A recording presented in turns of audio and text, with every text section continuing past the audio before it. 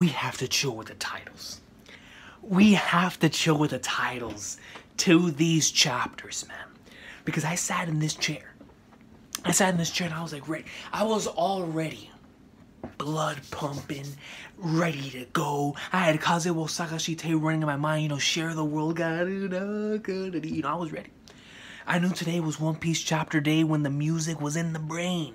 You remember those Tooth Tunes commercials back when we were kids, man? I mean, I'm talking about Tooth Tunes. I don't know. I mean, I was ready, bro, on the ride home. No amount of sun could possibly drain the energy that I had to come home today and read the best-selling manga in history. But then I sat down in this chair. I clicked the download button on the Viz app, and I was treated with a title that out of all the different titles I had in mind, this was the least expected. And the reason why I'm so shook right now, the reason why my heart skipped like 15 beats, is because the very first thing I thought of was my man Bartholomew Kuma. I was like, but bro, that's impossible.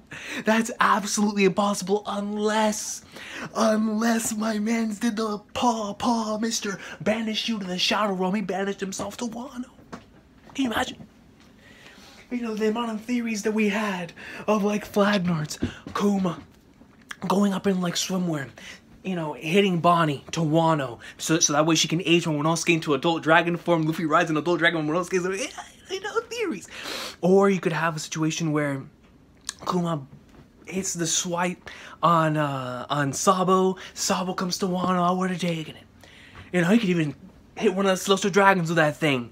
Bring him over to Luffy so Luffy can punch him again, I'll take it. Or he could slide him over here, punch to me, I'll punch him right here on camera. World star that junk, baby. But this is the thing.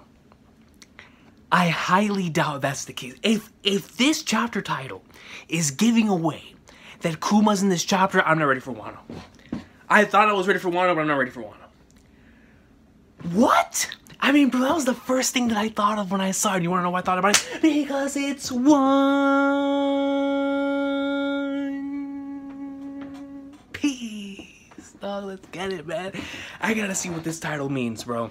Because the moment that I saw it, I kid you not, man, I leaped out of this chair. I was like, hold on, bro. There's no way that we're about to have the Tyrant. There's no way we're about to have this man Kuma, who just went off delivering his final mission, you know, with the Straw Hats, keeping the Thousand Sunnies safe. And the next time that we saw him was up in the Reverie, man, where we found out that he had a connection to Bonnie. And I'm like, Kuma? That is the main thing that I can associate the Bible with in One Piece. Because he always carries that thing. You know what I'm saying? Like, I don't know, bro. I don't know, man. But we'll get into the chapter. I did not expect that title. Like, at all, son. At all. That junk had my brain moving at the speed of light. I was like, if Kuma's here, then what about Sabo? And Sabo, Jewelry Bonnie, what happened in Reverie? Like, yo, my brain started moving, bro. I don't know if it was moving in the right direction, but it was moving. If you feel me. So, let's get right into the chapter, man. And right here on the bottom, we get to see that Chiffon and Lola have finally met their father here in Pound. And right here, we even get to see Pez, extremely happy to see his grandpa once again. After that scene whenever he was crying because Pound was heavily injured and we thought he died. And here we see him again with tears going down his face, finally happy to see both of his children. It's me, I'm your father. Gang Beaches on My Family, Volume 30. Chapter 984's cover page. And we even get to see the shocked classic One Piece eyes bulging out, popping out of their heads expression right here. Guys, I came on here super quick. Where's my phone at, dude? I'm expecting a call. I don't even know if I'm gonna be able to finish this reaction, bro. But I was like, you know what? I gotta try it. Because there's no way, because if I don't finish it right now, I'm probably not gonna be able to read it until tomorrow. Because I have some stuff I have to do today. So if I get this call mid-reaction, and the next time y'all see this, there's no sun outside, you know what happened. Alright, you know, I'll make sure to update y'all and let y'all know, but I don't care if I have to read one page, 4 pages, 5 pages, I'm reading some greatness. You feel me? I'm reading the best-selling manga in history. So let's get right into it, man. Chapter 984. Bro, I'm kind of scared to get in this chapter, man. Hold on, let me get an air breather, bro, because listen, dude. I was expecting Yamato, right? I was expecting Yamato. I was expecting Luffy and Yamato, something continue moving forward with Momonosuke and whatnot, right? We started talking about Stealth Black in last week's discussion. That's all that was running through my mind. But then everything was thrown out the building whenever I saw his title. Like, Kuma, wait! So, let's get into the chapter, bro. Holy flag darts. Sis, snap out of it. The rest of you incompetents, go call a medical team. And we're back in the Yoshiwara little stairway right here that Ulti destroyed. Yes, sir. And I'm going to assume that that has to be page 1, right, Mr. Pepe? Stupid Yamato. It is page 1. As he's holding Ulti's body in the classic SpongeBob. Why? You know what I'm talking about, bro? I mean, if this is supposed to be an emotional moment, then I apologize for putting that comedic moment in your heads, but you know how it is, Coach. You better not lose sight of those two. Slow them down and tell me where they are. Right here we get to see them. Everyone's surrounding them. Page 1? What about you? Does this dude, instead of a mouth, he has a dog? Hold on, Coach. That's not a mask or anything, right? My man. We haven't seen this. I know for a fact I haven't seen this character yet. If I would have seen this character in the last couple of chapters, I would have lost my mind. This person right here, instead of a mouth, there is a dog in place where their mouth is. Now, I know this man Oda has been playing around with like the belt, with the stomach, with the chest. You know, animals are in places where other things should be. But it just caught me off guard when this man started talking and I saw the dog in place of his mouth. I know I shouldn't be surprised, but my God, that kind of caught me off guard. And right here we can see one with snakes coming out of his ears, and then this chick right here with the horns. Page 1, what about you? Yeah, you took a real nasty shot too. Good point. It hurt pretty bad. Almost loosened up my jaw a tad. This man said, good point. It hurt pretty bad. Almost loosened up my jaw a tad. This is after taking a full Sendo Smash elephant gun from the king. And he's telling me that his jaw was loosened up a bit. No wonder he survived that stealth black attack, bro. You gotta put respect on this man's durability. Shout out to page 1. Get off me, medical team. And we see Ulti like, get off me. Oh, Pepe, that hurts so much. Pray for little me. Then shut up and lie down. Shut up. You gotta love their sibling banter here. Yo, Ulti's awesome sauce, right? Because instead of wanting to be treated by all these individuals, she's like, get off me, man. I don't need any of your help, dog. I lost. So be it. Oh, and I'll get that Yamato. And Ulti goes right back and immediately thinks about, instead of thinking about the fact that she just got one shot in, she's like, nah, you know what, man? I'm going right back over there. I'm going to take him on again. I love that mentality. You dare to attempt using you dare to attempt using Master Kaido's thunder. Now, somebody told me I said this the wrong way last time, so I'm going to say this 2 ways. Thunder... Hold on, man. Do I have a baseball bat? Is there anything closer to it? Ready for this? Thunder Bagua. Number 2, Thunder Bagua.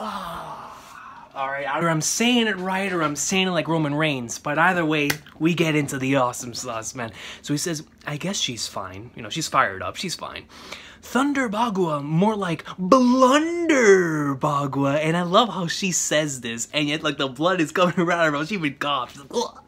You know, that's how you can tell that my man Yamato went in like Soma, bro. I mean, dude came up in there and said, yeah, two. I mean, straight up. Like Lucas and Ness in Smash Bros. I mean, straight up with a hand. Bah! Actually, they hit you pretty hard. And, you know, that's actually very, very interesting. Like, looking back at that battle from last week, and now after seeing both Page 1 and Ulti standing up like this, joking around, the fact that they're able to bleed like this, and have it still be in a joking manner, to the fact where they're fired up, they want to go back at it again, it makes you, or at least it makes me, really come to understand where Luffy's prowess is when it comes to figuring out somebody else's strength. Because we know that from a character and from a personality standpoint, we know how important that is to understanding people and to understanding hockey. And we know that because of what Miyaka said for so long, you know, that's a very dangerous superpower that Luffy's had ever since we first found him, right, in the first chapter. But whenever he had that conversation with Rayleigh, talking about, you know, you're always looking at the individuals thanks to their personality and whatnot, and that's how you're able to, you know, you utilize your hockey to see whether they're going to attack you. You know, you sense their intentions and stuff like that.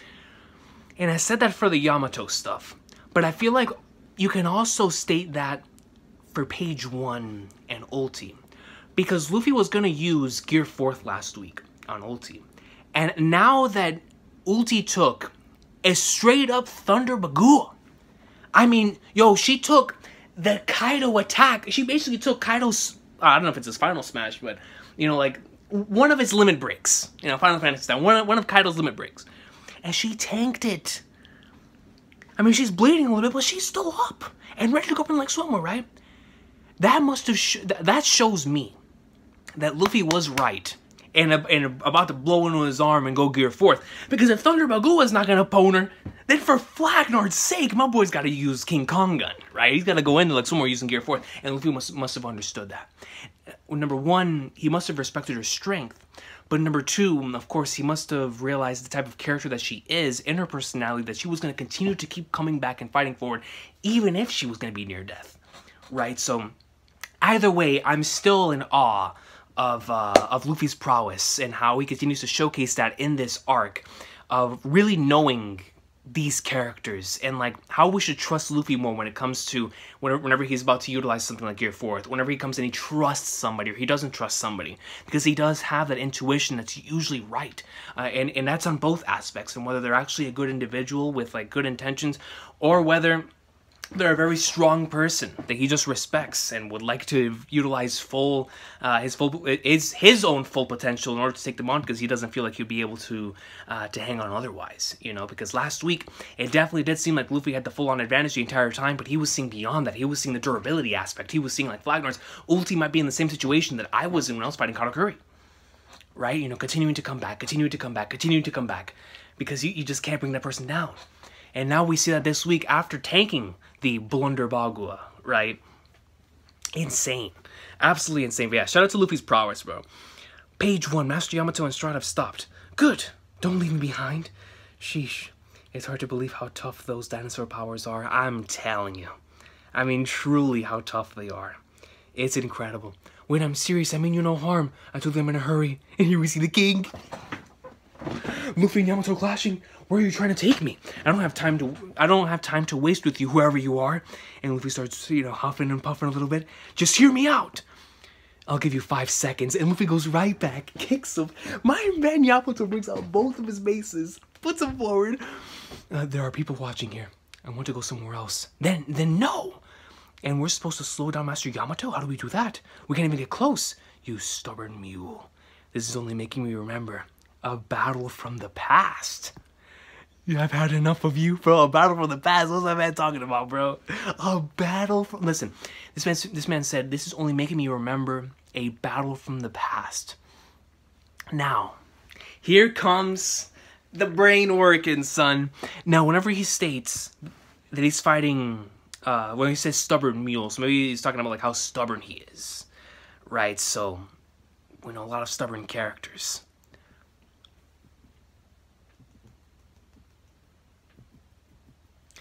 Man, dude, this is tough. Because then, you know, of course, we could go all the way back to the past. You could say, you know, he might have fought Roger somehow. He might have fought Odin, you know, remembers that from them. We don't know how old Yamato is.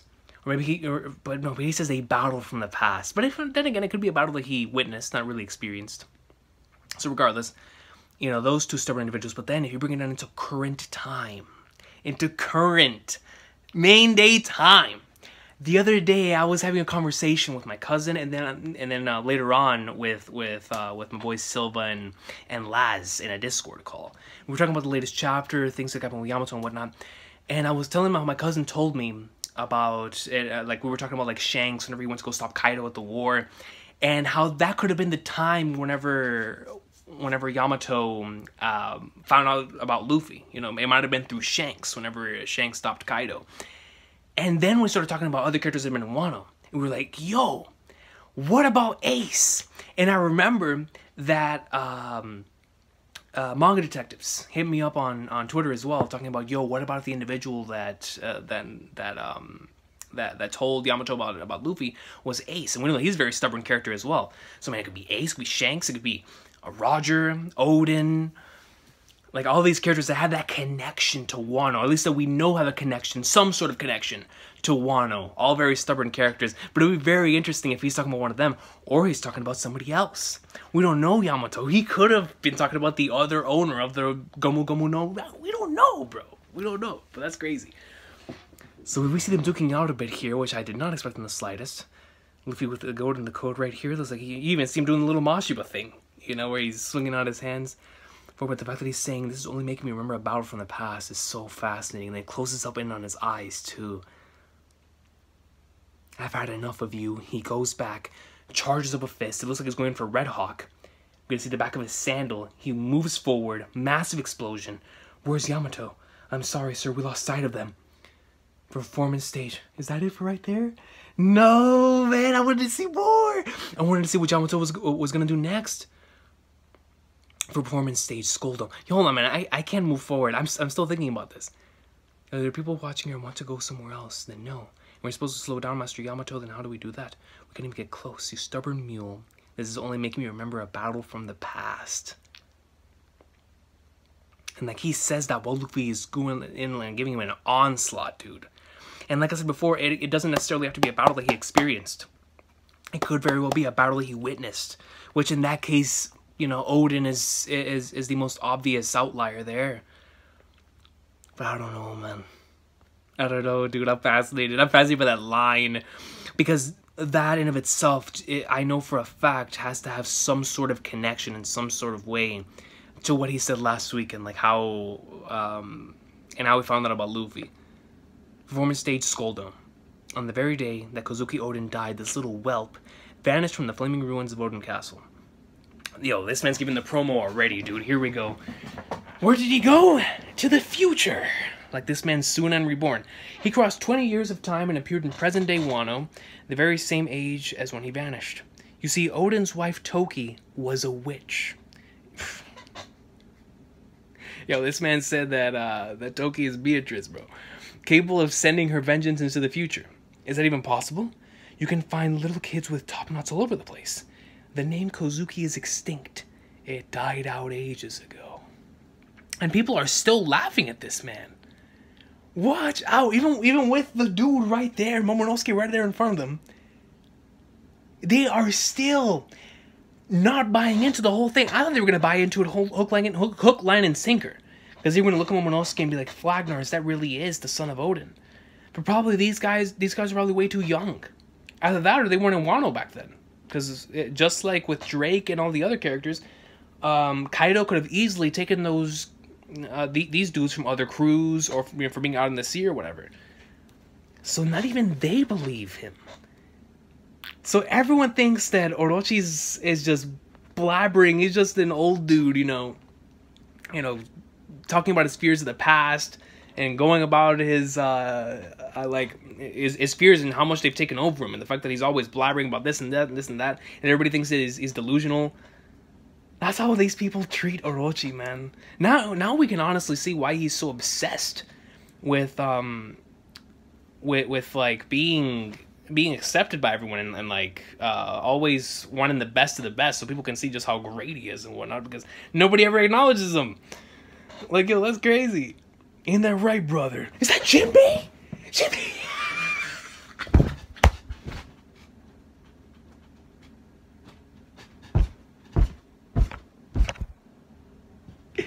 Yo! Bro, get Jinbei out of there, son! Yo, my man said, ain't that right, brother? Yo.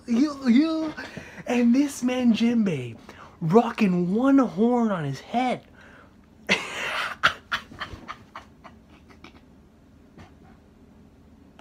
Yo!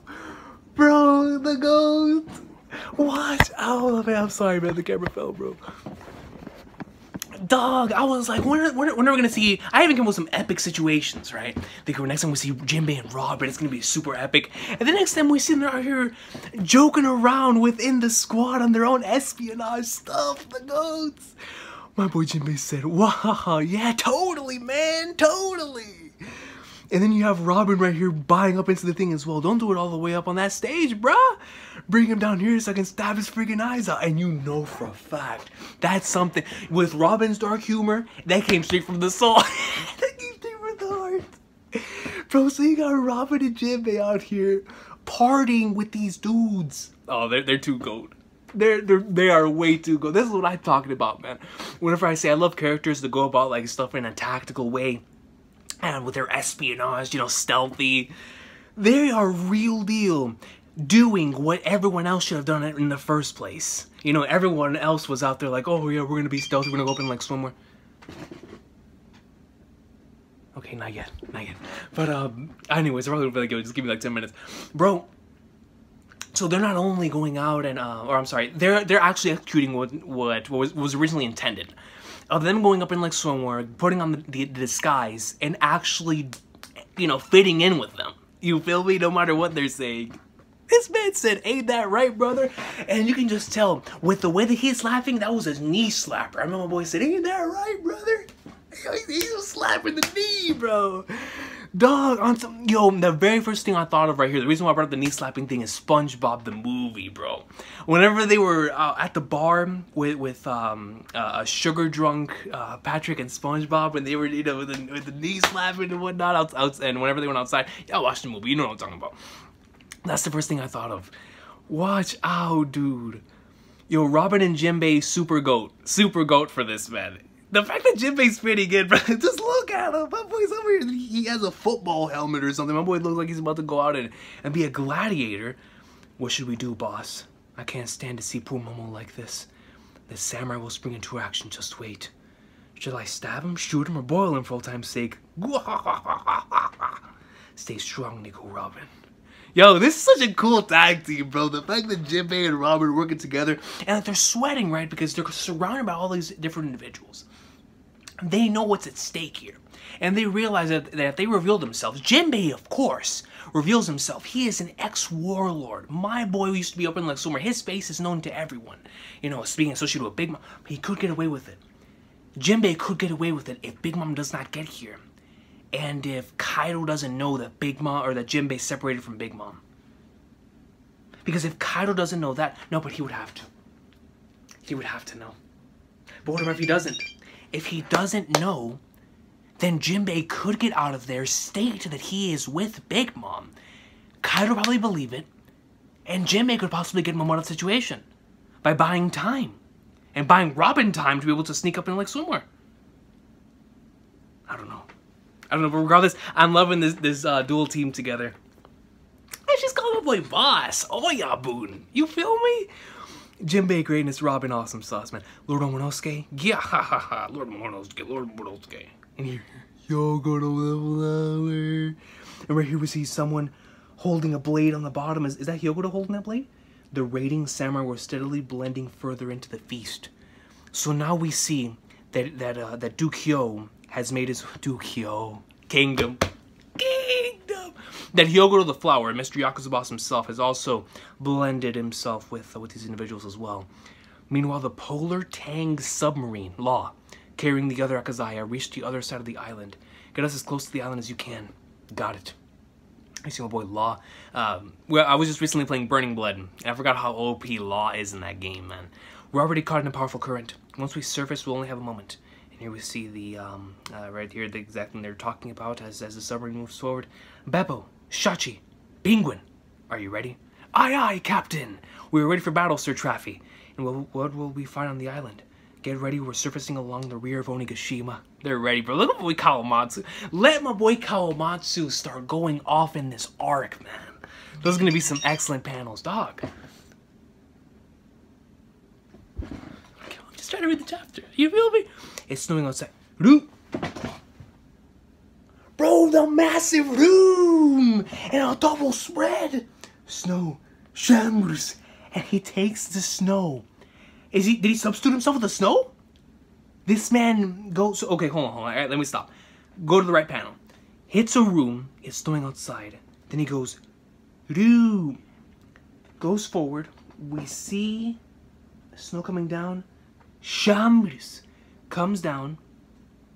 And then and then here we see some rocks falling out of the sky. There they go. Close the hatch, we're going back under. So that's how they made it over there. Shout out to Law for thinking on the spot, dude. He's like, you know what? I have my fruit. Might as well use it. Oda was like, double spread. Let's get it. And I love how we even got to see the back of Onigashima like this. Just to give us, more insight into where exactly they are in terms of location around the island. Really nice. It's always nice to see this man Law use room chambres in any chapter. There they go, close the hatch. We're going back under. Let's go. Here they are. We're here. Another double spread? I'll take it. Izo! We were right. And I was wondering, I was like, Flagnards, where in the world is Izo? Because we saw Nekomamushi after Marco, but we were like, yo, where's Izo at? There's Izo, but hold on. Let me move over here. We're here. That is truly a wondrous jutsu. There are two entrances. The one above has to be the way to Kaido. Hey, wait a bit more. Wait to be a bit more careful with. Bigger Sammy Choosers, you said this was a brilliant plan. Cat Viper! We see it goes down into the bottom, so now they're reunited. Look at my boy, Marco! Marco, you haven't changed a bit. So you carried him over? Yes, and I'm beat. We can reminisce later. I spotted a strange shadow at sea earlier. I'm gonna check it out. A strange shadow at sea? Oh, God. Bro, what if that's Kuma? What if that's Kuma? Mother of Flagnards. You're so big now, Cat Viper. Huh? You? Do I doubt my eyes? And we see Kiku. And then we see Izo. Oh, that's right, I didn't mention earlier. Marco said he knew where to find him, so we went to go pick him up. Brother! Just look at you now, Kiku. You've turned into a great samurai. Brother! We can see. Kiku right here reunited with Izo. But yo, look at Izo. Izo has a scar above the eye. Izo suffered damage. Izo suffered damage against Blackbeard. Mr. Zeha wouldn't work. It must have been Shiryu. With that type of scar, it had to have been Shiryu. It had to have been the Rain himself going up in like swimwear. Back in the Payback War. Oh man, I wish we could have seen some more of it, dude. But it's nice to see Izo again. And yo, Izo is rocking this outfit, dude. In terms of the bottom half, that's a cool design. That's a design I would like to wear if I ever wore one of these things. It just looks really, really dope. And this man, Nekomamushi's rocking like a Mega Man gun out of his hand too and everything. The siblings, yo. Izo and Kiku. Inside the castle. Where is Lin? Oh, she's on her way now. You could have told me that earlier, Bao Huang. Oh, the Yiga clan person. Tee, whoops, sorry. Queen? Another double spread. Look at this. Bro, look at this double spread. Yo. No. I can't blame them. I can't blame Jinbei and Robin for not moving. How could I? Bro, the whole squad is here. I thought that at least some of them were going to stay back. I thought it was going to be just Kaido. I thought it was going to be Kaido. Kaido, Queen, or Orochi. Bro, Keek is here too, and Jack. Holy. He said the castle words. No, she's unaware now. Oh, well, let me see. I'm going to liven up the execution. I'm going to liven up the execution of this tedious brat with an announcement that might catch your attention. Ooh, yeah. Kaido! You see, yo, Queen's living it, dude. Listen up, I'm going to explain the new Onigashima project. Yo, my man's about to create a new console. Well, that's that. Let's make the announcement with Momonosuke's execution. Listen up, people. Oh, that's our boss. When he shows up like that, his presence overwhelming. Is that hell up on that stage? Dog, like, bro, what even is this? A panel with Queen, Kaido. And Kaido has the mace in hand. Jack, King, and they're all in from Momonosuke. Like, oh, this is Kaido and his tree. This is Kaido and his trio. He's like, yo, my man brought up all the officers to make sure that he talks about this new Onigashima project, but nobody's found Yamato yet. So this is the thing that he wanted to talk about aside from Yamato, because I originally thought that his original discussion point was going to be strictly about Yamato and then about the Alliance. So Big Mom is on the way, and the Yiga clan member knows that. If Nami and them are also on the way here, we're gonna assume that they're all gonna meet up here, also on the way here, which is exactly what we were talking about in the discussion. But the thing is, yo, bro, I didn't anticipate this. Sanji could still do it in Stealth Black. I think he really still can't get one of those kind of situations in Stealth Black, bro. Let me go to the next page. Attic space inside the castle. You get 5 minutes. Okay. One day I told my Yamato. I thought this was Nami, bro. High key, because it said in the attic. I was like, yo, this is Nami and Shinobu. It's Yamato, bro. That's what I was telling y'all. Yamato has to take Luffy into a secluded location so they could talk about it. One day I told my father, I want to be Kozuki Oden, and he clobbered me for it. So he said, I want to be Kozuki Oden. Why are you telling me this? I was there. He was there. There it is, the confirmation. The confirmation. I was there 20 years ago at Oden's execution. I witnessed the Hour of Legends. He witnessed it, bro. This man witnessed the legendary occasion that we only heard of in legend. That we experienced thanks to the tales left behind by their men, dude. You'll never see a greater samurai. And Orochi and my father killed him. I was mortified. But even more than that, I was inspired. I couldn't stop crying. The emotions were so powerful. After that, I found Kozuki Oden's voyage journal. So he found Oden's voyage journal, and he was there at the execution. Because some people were like, yo, maybe he found the journal, and he started taking notes after that, and maybe that's how he really looked up to Oden. But no, it was both. It was both. Yeah, that's where it is. And that's his Bible. Okay, that makes more sense, man. Because I was like, Flagnards, that thing is only associated with Kuma. But in this case, in this situation, that is his source of inspiration. That is his source of how he moves forward in life. I can see why he labels it that, man. I now understand the meaning of the title, bro.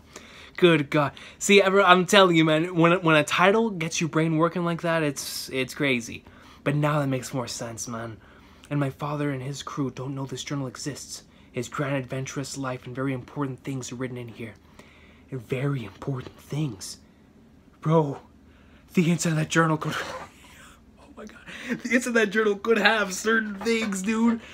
Like, legit, it could have the true history of Wano, the true history of the world.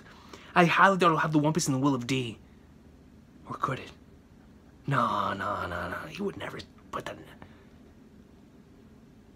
About that, man, I had to get back to them. I knew it was coming, dude, because I was like, yo, they keep messaging me. I was like, yo, so, yeah, I think I'm only gonna be able to read one more page, but, yo, I wasn't able to stop thinking about it. I was like, bro, hold on, man. So, within that notebook, could we have Will of D information, like stuff with Joy Boy, something that after this arc, not only with the Poneglyph, but now within this journal, we're going to be able to have like some Metal Gear Solid 5 stuff with the audio tapes. We're going to see some crazy stuff within this journal.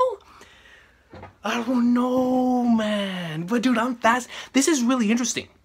The fact that Yamato has this. And now, like I said earlier, the title makes sense and everything. Oh, Flagnards, bro. This is going to be, well, I gotta continue, man. And now that the Yakuza samurai are dead, someone else has to carry on Oden's will. And of course, it's going to be Yamato. But hold on, dude. I get it.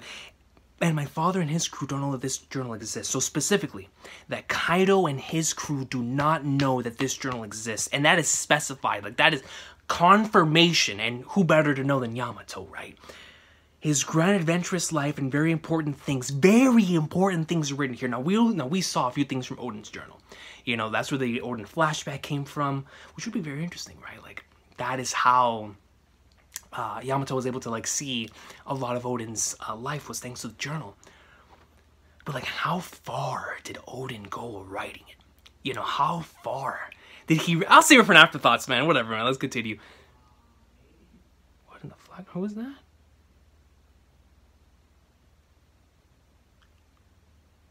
Get out of here! No! Get out of here!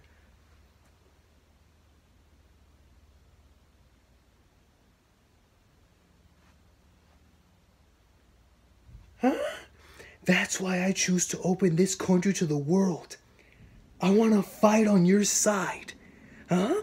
You said son. That's what I'm stressing. You said son, right? Well, Kozuki Odin was a man, wasn't he? So I chose to be a man too. I can tell that you are very strong. You haven't even tried your hardest yet. You remember?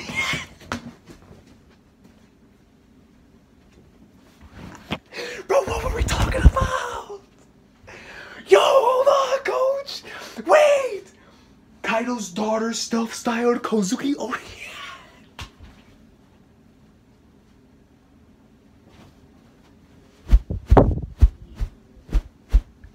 It's over. Bro. Yo, we're out here meeting Ace's wife, bro. What's going on? Yo. Bro, and she looks goated. She looks mad gold. Bro. Yo, my ankles are gone. Bro, I don't have none, dog. I can't stand no more, bro. You, they're mush. This arc turned it into mush. Forget Ankle Breaker Hall of Fame. Yo, my man created a whole Hall of Fame for his own.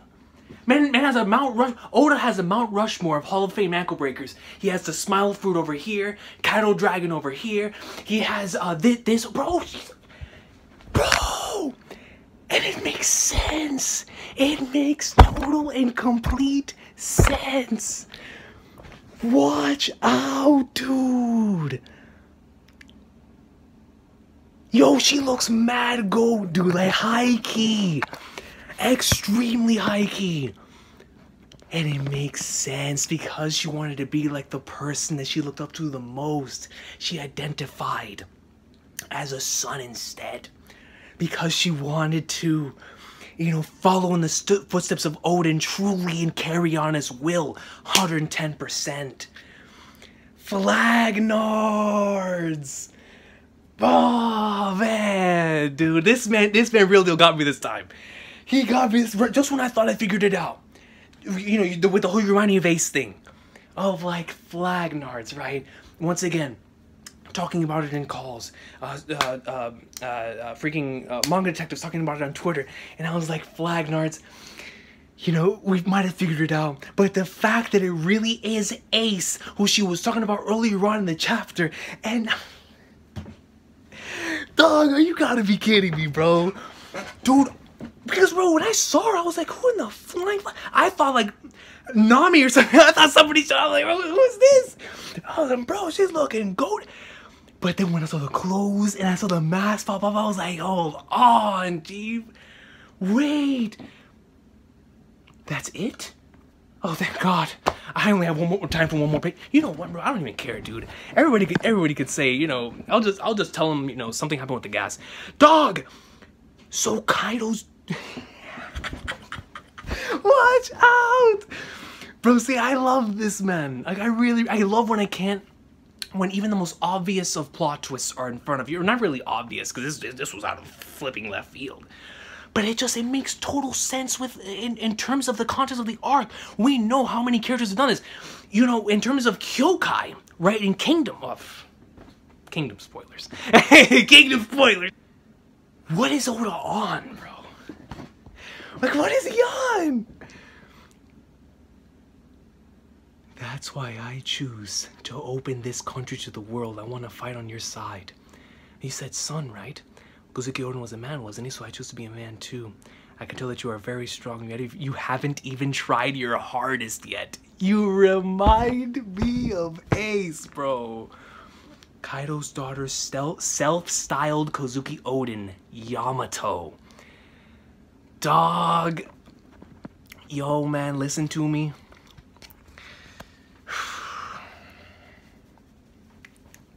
Yo, the fact that she has a connection to Ace by itself makes her GOAT.